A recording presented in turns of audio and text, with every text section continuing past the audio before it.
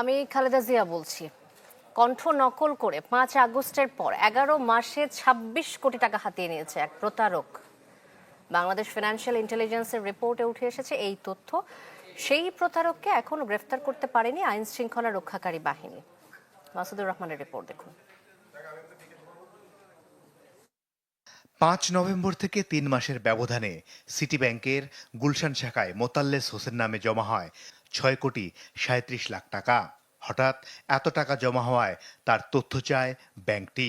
অনুসন্ধানে নেমে চাঞ্চল্যকর তথ্য পায় বাংলাদেশ ফিনান্সিয়াল ইন্টেলিজেন্স ইউনিট। জব্দ করা হয় মোতাল্লেস ও তার ব্যবসা প্রতিষ্ঠানের 9টি ব্যাংক হিসাব। অনুসন্ধান শেষে 7টি অ্যাকাউন্টে 26 কোটি 84 লাখ টাকার সন্ধান পায় বিএফআইইউ। এর মধ্যে নভেম্বর থেকে পরবর্তী 3 মাসে জমা হয় 11 কোটি 11 লাখ টাকা।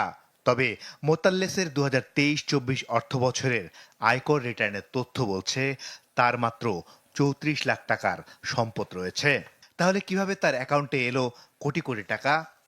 অনুসন্ধানে বেরিয়ে আসে খালেদা জিয়ার কণ্ঠ নকল করে মোতাল্লেস তার সহযোগীকে দিয়ে অর্থ চান কিছু মানুষের কাছে। তাতেই তার অ্যাকাউন্টে জমা হয় কোটি কোটি টাকা। বিএফআইইউ ঘটনাটি জানার পর থেকেই লাপাত্তা মোতাল্লেস। দুদক আইনজীবী বলছেন এটি প্রতারণা, যদিও এই ঘটনায় মামলা করেনি কোনো পক্ষ।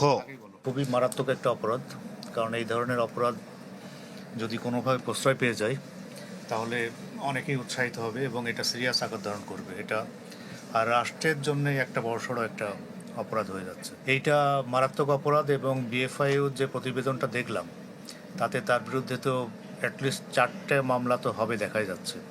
দ্রুত গ্রেপ্তার করে আইনের আওতায় নিয়ে আসা উচিত তাকে, এবং যেহেতু একটা রিপোর্ট চলে এসছে এখন মামলা করতে তো আর বাধা নাই।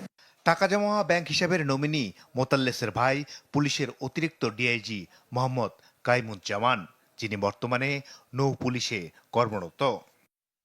মাসুদুর রহমান, চ্যানেল 24, ঢাকা।